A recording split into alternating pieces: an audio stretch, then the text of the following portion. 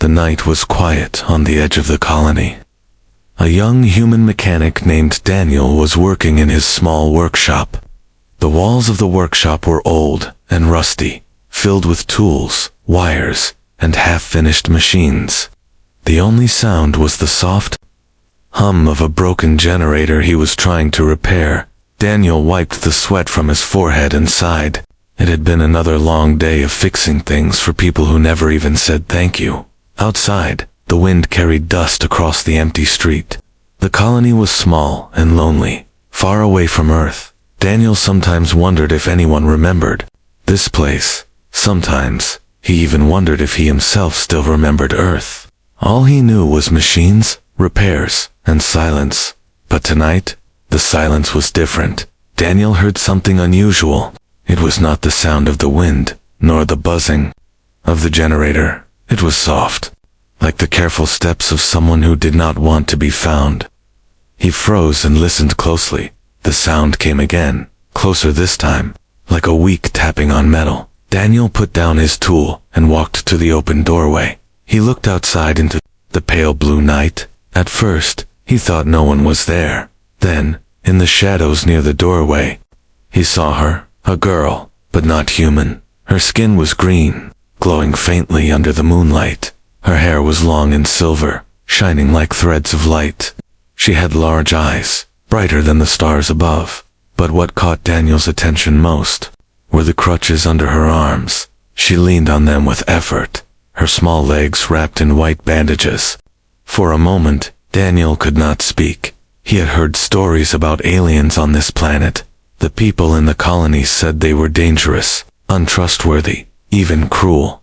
But this girl did not look dangerous. She looked fragile, tired, and lost. Daniel cleared his throat carefully. "Who are you?"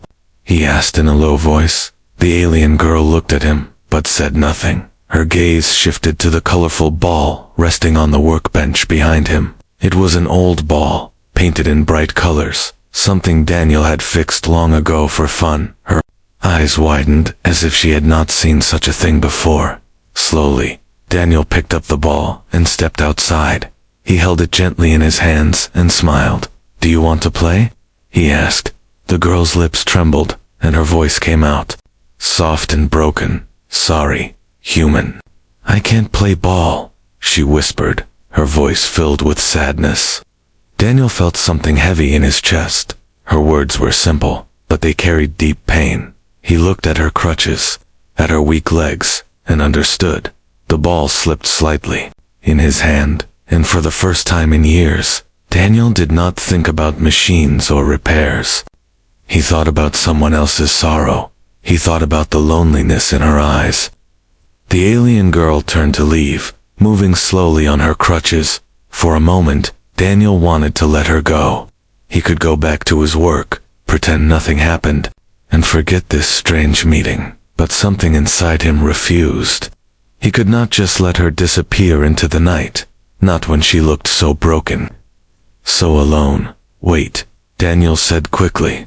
The girl stopped, but did not look back. Daniel took a step forward, still holding the ball. "You don't have to go," he said softly. I can help you." The girl turned her head slightly, her silver hair falling over her glowing face. Her expression was full of doubt, but also curiosity. "Help me?"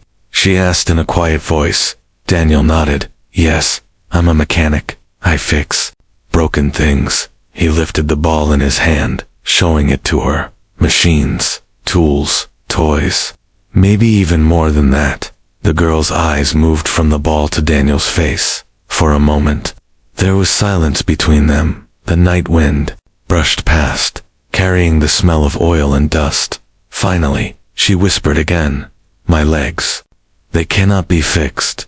Daniel felt his heart tighten. He wanted to tell her she was wrong. He wanted to tell her he could fix anything. But he stayed quiet, looking at her carefully. Her voice carried so much hopelessness, as if she had lived her whole life in pain. And yet, Daniel saw something in her eyes, a small light, a small hope, waiting for someone to believe in it. He stepped closer and gently placed the colorful ball on the ground between them. "You don't have to play now," Daniel said softly. But one day, maybe you will. The alien girl stared at the ball, her hands tightening around her crutches. Her lips trembled as if she wanted to say more, but the words would not come. Instead, she gave Daniel one last look, half fear, half wonder, then slowly stepped back into the night. Her crutches clicked against the ground as she disappeared into the shadows. Daniel stood there, watching the darkness swallow her small figure. The colorful ball remained on the ground, glowing under the moonlight, and in that moment, Daniel knew his life was about to change. He did not know how or why, but he felt it deep inside his chest. The strange meeting was not the end. It was the beginning. The next morning, Daniel woke early, but his mind was not on the machines in his workshop. It was on the girl he had met the night before, her green skin, her silver hair, her crutches, and the sadness in her voice replayed in his thoughts again and again. Sorry, human. I can't play ball, she had said, and those words stayed in his head like an echo. He sat at his small metal table with a cold cup of coffee, staring out of the dusty window. The colony outside was waking up slowly, people rushing to work, guards walking their rounds, children running barefoot on cracked streets. Life in the colony was always the same, hard, simple, and without joy. But today, Daniel saw it differently. He saw how empty it looked, how lifeless, how much it felt like a cage, and he thought about the alien girl, alone in the shadows of this broken world. By noon, Daniel could not stop himself. He left his workshop and followed the path that led away from the colony. The land outside was harsh, filled with rocks, dead trees, and ruins of old buildings. Years ago, this place had been alive, but war had left it in pieces. Everyone knew the story. The humans had come, taken resources, and fought against the native people of this planet. The war was long and bitter, and though it was now over, the scars were everywhere. Daniel walked for an hour before he found the remains of a village. Huts made of stone and wood stood half destroyed. Walls were blackened from fire. Children's toys were broken and buried in the dirt. Daniel's chest grew heavy as he walked through the ruins. This was not just rubble. This had once been a home. And in the silence, he heard the soft sound again, the clicking of crutches. She appeared from behind a broken wall. The alien girl, moving carefully, her glowing eyes wide when she saw him. "You followed me," she said, her voice a mix of surprise and fear. Daniel raised his hands gently, showing he meant no harm. "I wanted to see if you're safe," he replied. The girl frowned. "Humans don't care about us," she whispered. Daniel shook his head slowly. "Maybe most don't. But I do." She looked at him for a long time, searching his face as if trying to read his heart. Then she turned her head toward the ruins. "This was my village," she said quietly. "My people lived here before the war destroyed it." Her voice shook, and Daniel noticed her hands gripping the crutches tighter. He wanted to comfort her, but he knew she would not accept pity. Instead, he asked softly, "Do your people still live nearby?" The girl nodded. "They hide deeper in the forest, far from humans," she said. "They do not trust your kind. They tell me never to go near the colony." Her silver hair blew in the dry wind as she looked down at her weak legs. "But I wanted to see. I wanted to know if humans are really as cruel as they say." Daniel's heart ached. He thought about the colony guards, the cruel jokes, the anger he had seen in people's eyes when they spoke of aliens. He understood why she believed those words, and yet here they stood, face to face, two lives tangled by chance. "You shouldn't be here," she whispered again. "If my people find you, they will be angry. My father will be angry." Her voice lowered, as if even speaking of him brought fear. Daniel asked carefully, "Who is your father?" The girl's eyes grew darker. "He was a leader in the war," she said. "He lost many things. He lost his people, his home, even his hope. Now he hates humans, and he will never forgive." The silence grew heavy between them. Daniel looked at her thin arms, her tired legs, and thought of the weight she carried, not just her own pain, but the anger of her people. the hatred of her father, and yet she was still here, speaking to him, standing on broken ground, where once her people had laughed and lived. "Why are you talking to me then?" Daniel asked gently. The girl's lips trembled. "Because I don't want to hate forever," she whispered. Those words struck Daniel like a spark. He realized this girl, despite her weakness, was stronger than she knew. She was carrying a burden larger than herself, but she still searched for something different, something better, hope. Daniel felt his chest tighten with determination. He could not change the past. He could not erase the war. But maybe he could fix one thing, one life, and maybe, just maybe, that could change everything. He crouched down in front of her, looking straight into her glowing eyes. "I can't fix the world," Daniel said softly, "but I can try to help you." The girl shook her head. "My legs cannot be fixed," she said again, her voice flat. Daniel's eyes burned with quiet fire. "Machines break all the time," he whispered. "And every machine has a way to be repaired." For the first time, the girl's lips curved slightly, almost like a smile. It was faint, fragile, but real. Daniel knew then that his path was clear. He was not just a mechanic of tools anymore. He was about to become something else. Someone who could fix more than broken wires and engines. Someone who could fix broken hope. The wind blew harder across the ruins, carrying dust into the air. The girl looked at him one last time before turning back toward the forest. "You should not follow me again," she said softly, "but thank you, human." And with that, she moved slowly into the shadows, her crutches clicking against the stone. Daniel stood among the ruins, his fists clenched, his mind already racing. He had made his choice. Whatever it took, he would find a way to give her back what she had lost, not just her steps, but her hope. The next few days passed slowly in the colony. Daniel worked on machines, but his mind was never on the work. Every time he tightened a screw or connected a wire, he saw her face. The alien girl with silver hair and glowing eyes, standing in the ruins with her crutches. Her voice still echoed in his ears. "My legs cannot be fixed." But Daniel refused to believe it. He was a mechanic, and mechanics never gave up on broken things. He had fixed engines crushed by war, drones that had fallen from the sky, and machines that others thought were beyond repair. He thought, if I can make a dead machine live again, why not her legs? The more he thought about it, the more the idea grew in his mind like fire. But it would not be easy. He needed parts, tools, and time, and he needed to gain her trust. That evening, Daniel carried a small tool bag and walked toward the ruins again. The sun was low, casting long shadows over the broken land.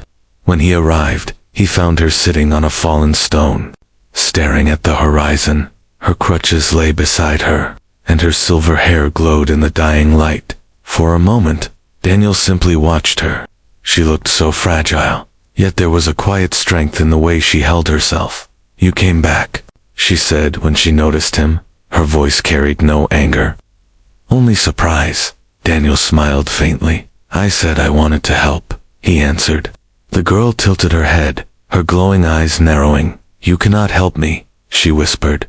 Daniel shook his head. "Maybe not yet, but I have a plan." She frowned, curiosity flickering in her eyes.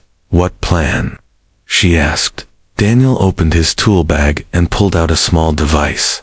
It was a mechanical pet he had built from spare parts, a little metal bird with wings that clicked softly. With a spark, the wings opened, and the bird floated into the air with a hum. The alien girl's eyes widened.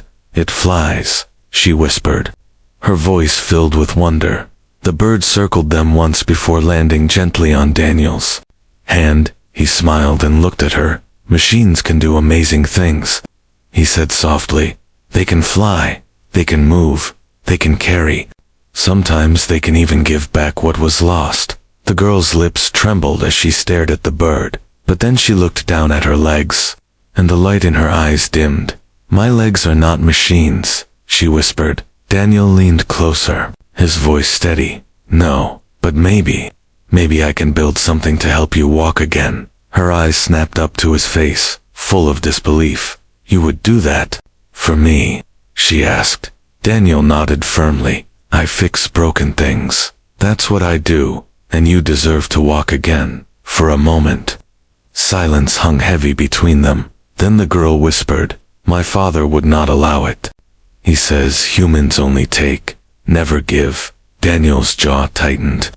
Then your father has never met me, he said quietly.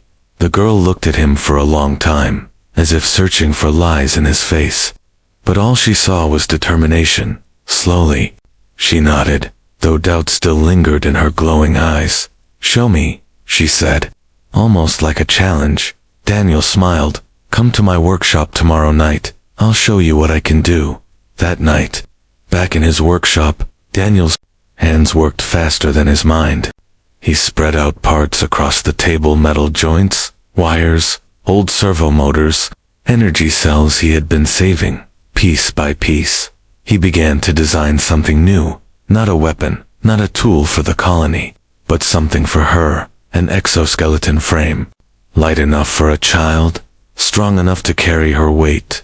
Every spark of his welder, every turn of the wrench carried her face in his thoughts. He whispered to himself, I will fix this.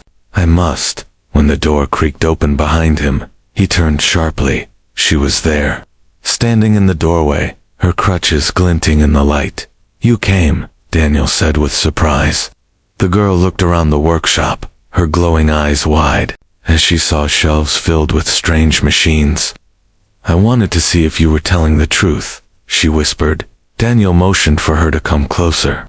This is only the beginning, he said, showing her the metal frame on the table. It doesn't look like much now, but soon, it will help you walk. The girl stepped forward slowly, her crutches tapping against the floor. She reached out and touched the half-built frame with her thin fingers. It feels cold, she said softly. Daniel nodded. Yes, now it does. But one day, it will carry warmth. Your warmth. For the first time, a small smile broke across her face. Fragile, but real. You really believe you can do this? She asked. Daniel met her eyes, steady and strong. Yes, I do, he said firmly. And I won't stop until you take your first step. The girl's smile faded into fear. If my people find out, they will punish me, she whispered. My father will never forgive this. Daniel placed a hand gently on the frame. Then we keep it secret, he said. No one has to know until you're ready. The girl looked at him, torn between fear and hope. Finally, she whispered, all right. But if you fail, don't let me dream. Daniel's voice was steady as he replied, I won't fail. As she left the workshop that night, Daniel returned to his work with even greater determination. Sparks lit up the room, shadows danced. Across the walls, every part he built carried a promise. The promise that one day, she would walk, and maybe, just maybe, she would smile without fear. The nights grew longer, and Daniel's workshop became a place of quiet secrets. Every evening, the alien girl would come, moving carefully on her crutches, slipping through the shadows so no one from the colony or her people would see. Inside, Daniel worked tirelessly, building piece by piece the device that might change her life. An exoskeleton frame of light metal, powered by small energy cells, designed to wrap around her legs and give her strength. Each time she watched, her glowing eyes widened with wonder, though doubt still lingered in her voice. Machines cannot change fate, she whispered once, but Daniel only smiled and replied, machines can change everything. For a short time, there was hope between them, fragile but real. The girl began to speak more, asking questions about the strange human tools, about Earth, about why Daniel cared so much. And Daniel, though quiet by nature, found himself speaking more than he ever had before. He told her stories about old days on Earth, about games children used to play, about laughter he barely remembered. She listened with silent awe, as if those stories came from another world. But beneath her soft questions, Daniel sensed a shadow, a fear she never named. One night, while Daniel tightened the bolts on the frame, she finally spoke of it. "My people would never forgive me for being here," she whispered. Her voice trembled like glass about to break. Daniel paused, setting his tool aside. "Why?" he asked gently. She lowered her head, silver hair falling over her face. "Because humans took everything from us," she said. "They came with ships and fire. They destroyed our villages. They forced us to hide in forests and caves." Her hands tightened around her crutches, her knuckles pale against the dark wood. "My people say humans are monsters who smile while they break us." Daniel's chest tightened with shame. He had heard the stories too, though the colony never spoke of them in detail. He knew the war had been cruel, and he knew many had suffered. But hearing it from her lips was different. Her words carried the weight of memory, of pain, of truth. "I'm sorry," Daniel whispered, his voice heavy. "I cannot change the past, but I can try to change what comes next." The girl lifted her head, her glowing eyes wet with tears she did not let fall. "My father would kill you if he knew," she said. "He was a leader in the war. He lost everything. He hates your kind more than anyone." Daniel's breath caught. A leader, he thought. No wonder she carried such fear. "Does he know you come here?" Daniel asked quietly. The girl shook her head quickly. "No, he thinks I stay near the forest. He would never believe I would step inside a human workshop." For a long moment, silence filled the room, broken only by the soft hum of the unfinished frame. Daniel felt the danger pressing down on him. If her father found out, if her people discovered this secret, it would not end with anger alone. It could mean death for him, maybe even for her. And yet, looking at her face, Daniel knew he could not stop. Some risks were worth taking. "Why do you still come?" Daniel asked softly. "If you know the danger, why risk it?" The girl's lips parted, her voice trembling as she spoke. "Because, when I'm here, I feel something I don't feel with my people," she whispered. "I feel hope." Daniel's heart ached at her words. Hope was rare in this broken world, yet here it was, fragile and shining in her voice. He leaned forward, his voice steady. "Then hold on to that, no matter the cost." The girl looked at him for a long time, then nodded slowly. From that night, their bond deepened, but so did the shadow of danger. Sometimes, when she left the workshop, Daniel thought he saw movement in the darkness, shapes that slipped away before he could be sure. He worked faster, knowing time was short. The frame grew stronger, the design clearer, the promise closer. Every spark of his welder felt like a race against unseen eyes. One evening, as she adjusted the straps on the half-finished frame, the girl finally revealed the deepest part of her fear. "My people think weakness is shame," she said quietly. "They think because I cannot walk, I am broken, I am less." Her voice cracked, though she forced herself to stay steady. "My father, he hides me from the others. He tells them I will never be strong, that I am useless." Daniel felt a fire burn inside him, anger he rarely allowed himself to feel. "You are not useless," he said firmly. "You are stronger than anyone I've met. You keep walking, even when the world tells you to stop." For the first time, her eyes widened, not with doubt, but with surprise. No one had ever said such words to her before. She looked away quickly, trying to hide the small, trembling smile that touched her lips. That night, when she left, Daniel stood at the door and watched her disappear into the shadows. But this time, he saw something different. A tall figure waiting near the trees. The girl froze when she saw him, her father. The figure's eyes glowed faintly in the dark, burning with suspicion and rage. Daniel's chest grew cold. The secret was no longer safe. The girl glanced back once, her eyes wide with fear. Then, her father's hand gripped her arm and pulled her into the darkness. The night swallowed them, leaving Daniel alone with the sound of crickets and his own pounding heart. He knew then that the path ahead would be far more dangerous than he had imagined. But he also knew one thing for certain. He could not stop now. Not after seeing the hope in her eyes, not after hearing her secret. The dark truth was out, and the storm was coming. Daniel's hands shook as he worked through the night. He could not forget the sight of her father pulling her into the shadows. Those glowing eyes filled with anger haunted him with every strike of the hammer, every spark of the welder. He knew the secret was slipping out of his control, but giving up was no longer an option. He had started something greater than himself, and now there was no turning back. The workshop smelled of smoke and hot iron. On the table lay the half-finished exoskeleton, its metal joints shining under the dim light. Daniel tightened bolts with trembling fingers, whispering to himself, "I can finish this. I must finish this, before they stop me." The hum of the tools became a rhythm, almost like a heartbeat, steady and desperate. 3 nights passed, and the girl did not return. Daniel stared at the empty doorway each evening, waiting, listening, hoping to hear the familiar click of her crutches.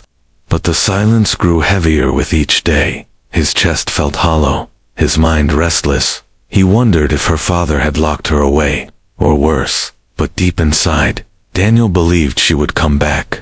On the 4th night, the door creaked open. Daniel spun around, and there she was, her silver hair messy, her face pale, her arms trembling as she leaned harder than ever on her crutches. "You're here," Daniel breathed with relief. The girl nodded weakly, her eyes full of exhaustion. "My father. He doesn't trust me anymore," she whispered. "He follows me, watches me, but tonight I escaped."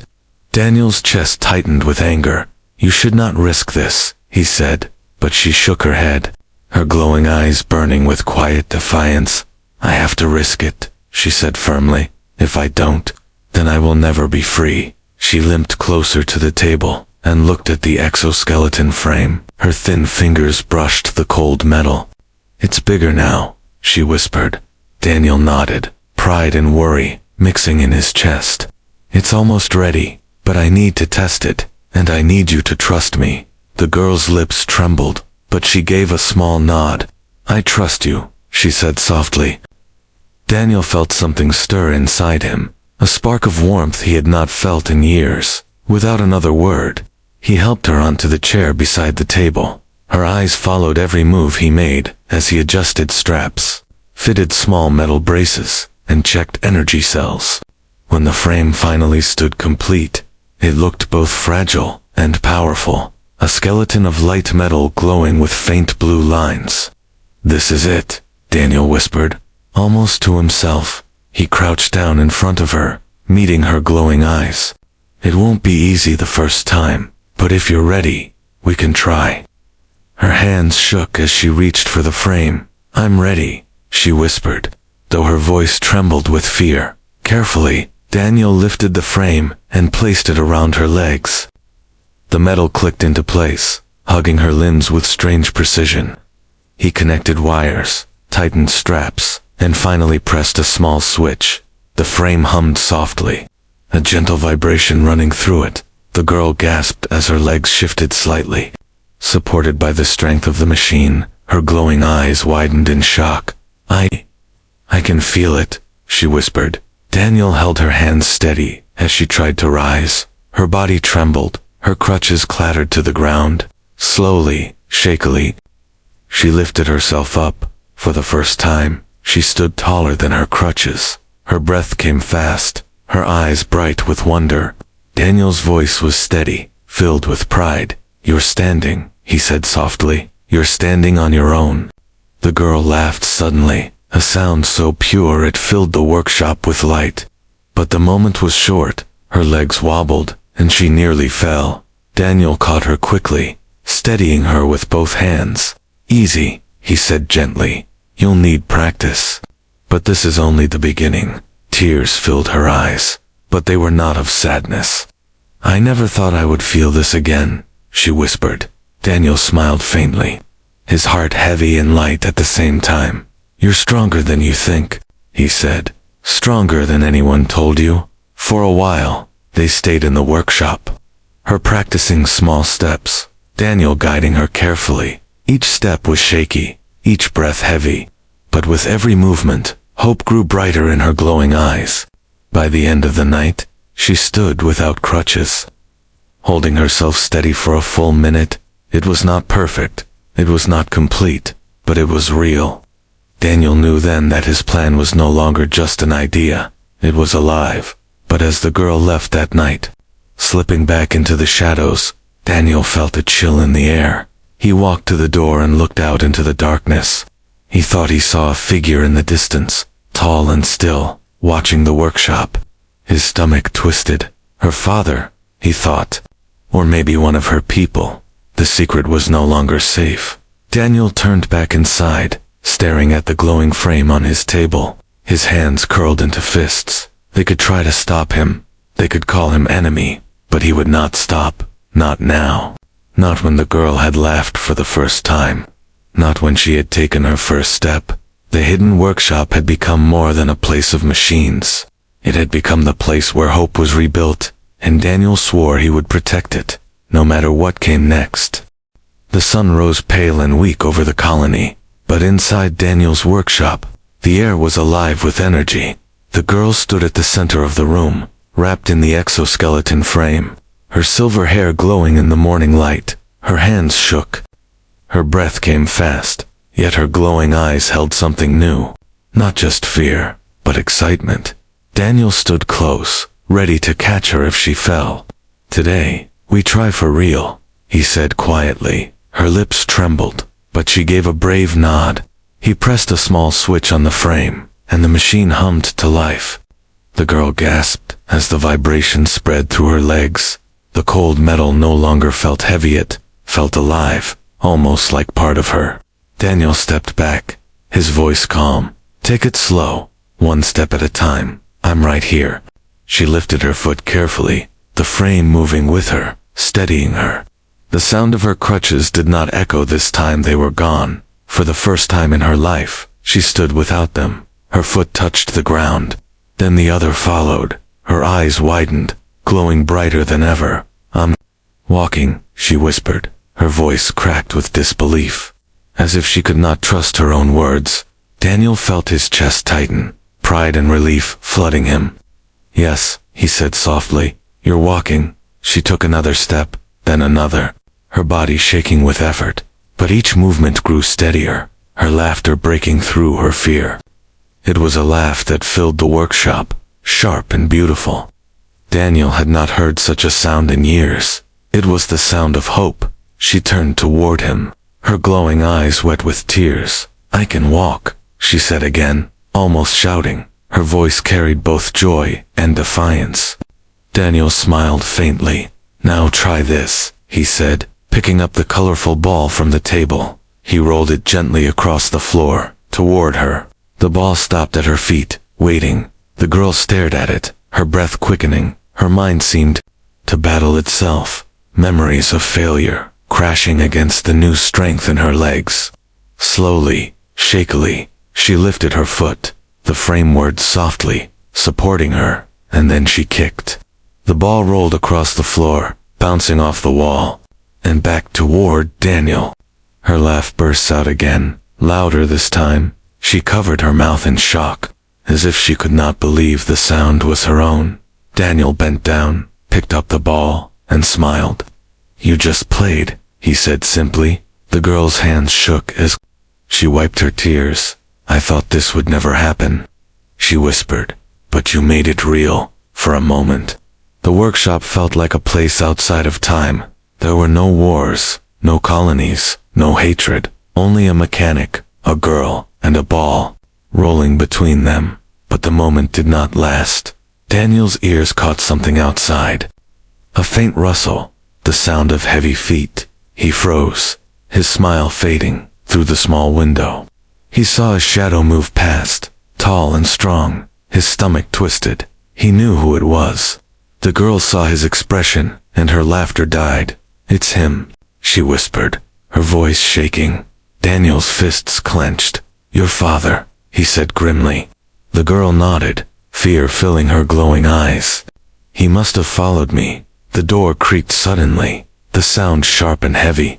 A figure stepped inside, his presence filling the small room. He was taller than Daniel, broader, his skin glowing faintly like the girl's, but darker, hardened by years of battle. His eyes burned like fire, sharp and unforgiving. He looked at the exoskeleton, then at Daniel, then at his daughter, standing without crutches. For a long moment, the workshop was silent.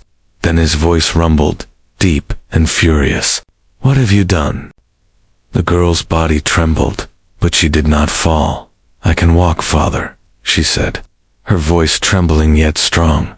"I can walk because of him." Her father's eyes narrowed, rage twisting across his face. "You betrayed your people for this human trick," he growled.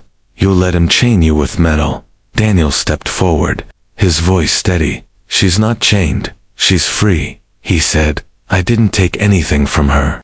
I gave her back what was stolen." The alien leader's gaze snapped to him, filled with hate. "You dare speak," he hissed. "Your kind destroyed our homes, crippled our children, and now you play hero."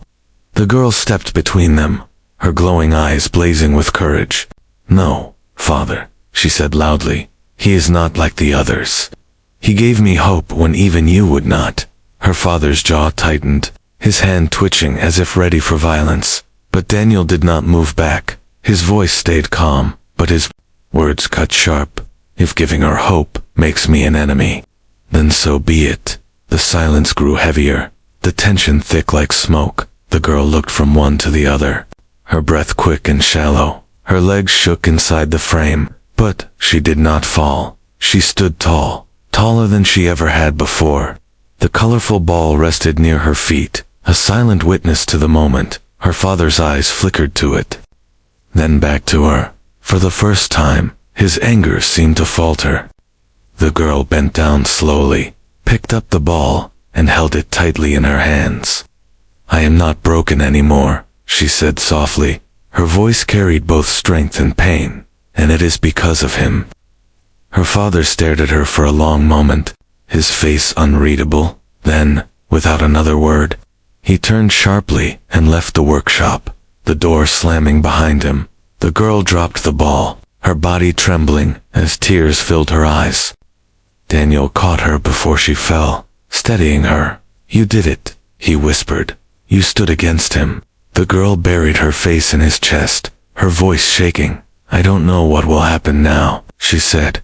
Daniel looked at the closed door, his jaw tight. "Whatever comes, we face it together," he replied.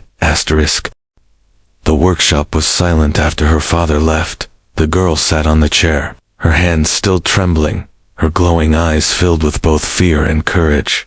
Daniel stood beside her, his heart heavy but steady. He knew the storm was not over. It had only begun. The next day, the colony buzzed with whispers. Word had spread quickly. Someone had seen the alien leader near the human settlement. People muttered about danger, about revenge, about war returning. Daniel kept his head down, but inside his mind raced. He knew the truth would not stay hidden. Her father would not let this go quietly. That night, the girl returned, her steps stronger inside the exoskeleton. She no longer leaned on crutches, and her glowing eyes carried a fire that Daniel had never seen before. But her face was pale, her lips tight with worry. "My father called a gathering," she whispered. "He told my people that humans cannot be trusted, that you are using me for some plan." Daniel frowned, anger rising in his chest. "That's not true," he said firmly.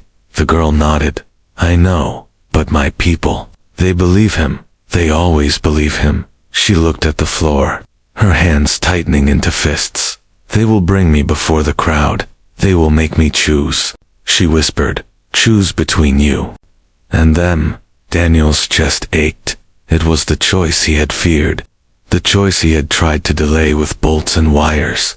But no machine could protect her from this. Only her heart could.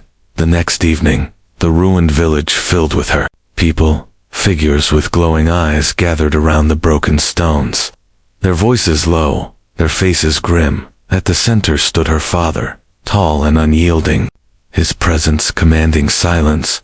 Beside him stood the girl, her silver hair shining in the torchlight, her exoskeleton frame glowing faintly. And in the shadows at the edge of the crowd stood Daniel, hidden but watchful, his fists clenched as he waited. Her father raised his voice, deep and fierce. "My people, you see what this human has done," he thundered. "He dares to put chains of metal on my daughter. He dares to trick her with false hope." The crowd murmured angrily, their glowing eyes fixed on the girl. Her father turned toward her, his face sharp with rage.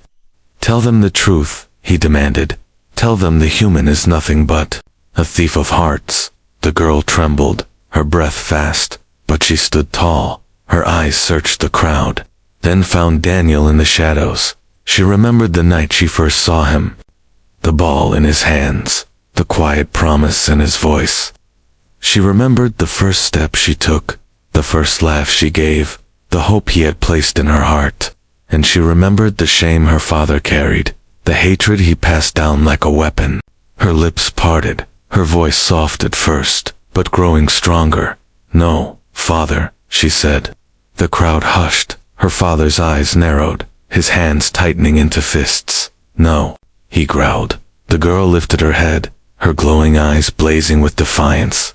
"He did not chain me," she said, her voice clear now. "He freed me." She stepped forward, her exoskeleton whirring softly, her movements steady and strong. "For all my life, you told me I was broken, useless, weak," she said, her voice shaking with emotion. "But this human saw me as more. He gave me hope when even you would not." The crowd gasped softly, their murmurs rising like waves. Her father's face darkened, rage twisting his features. "You dare shame me before our people," he roared. The girl's body trembled, but she did not falter. She bent down, picked up the colorful ball at her feet, and held it high. "This ball is not just a toy," she said, her voice echoing through the ruins. "It is proof that I can stand, that I can move, that I can live." Her glowing eyes swept over the crowd. "If humans and aliens can break each other, then maybe we can also mend each other," she said. Her father lunged forward, his voice a roar. "Enough." But before he could reach her, the ball slipped from her hands and rolled across the ground. It stopped between Daniel and her father, resting silently in the dust. The crowd stared, silent and waiting. Daniel stepped out of the shadows then, his face calm, his voice steady. "She is not broken," he said firmly. "She is strong, stronger than any of us, because she chose hope over hate." The crowd's murmurs grew louder, their eyes shifting between father and daughter. The leader's rage faltered, his hand hovering as if he wished to strike but could not, because for the first time, his people were not looking at him with loyalty alone. They were looking at the girl, standing tall, her legs moving with the strength of hope and metal. The silence stretched, then finally broke with a single voice. "She walks," someone whispered. "She stands," another said. "She lives," another added. The murmurs grew into a chorus, the crowd bowing their heads, not in anger, but in quiet respect. Her father stood frozen, his pride shattered, his words lost. The girl turned to him, her voice softer now, filled with sorrow, but also strength.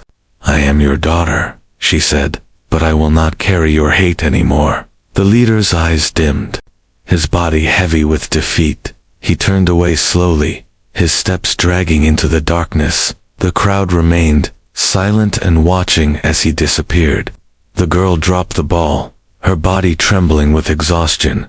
Daniel rushed to her side, steadying her as she leaned against him. "You chose," he whispered, her lips curved into a faint, tired smile. "Yes," she said softly, "I chose hope." The ball rolled again, settling between human and alien feet. This time, no one moved it. But everyone understood what it meant. A beginning, not an end. And as the night fell over the ruins, Daniel knew that the world had shifted. One step, one ball, one choice at a time, change had begun.